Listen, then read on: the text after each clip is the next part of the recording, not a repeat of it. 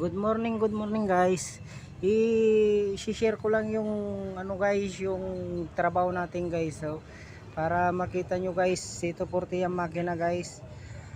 Kapalo na rin yung ko guys, yung YouTube channel ko guys. RG Machine TV guys. Tapos Facebook page ko guys sa Mukurubing guys. Para ang dami pa kayo makikitang mga trabaho ko guys. So,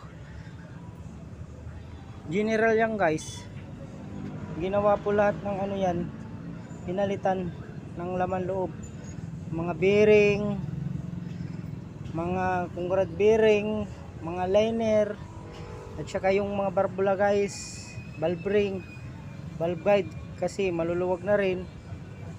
Okay, so saka pag pwede pa guys, binabalik ko pa yan guys kung pwede pa talaga. Kung di na talaga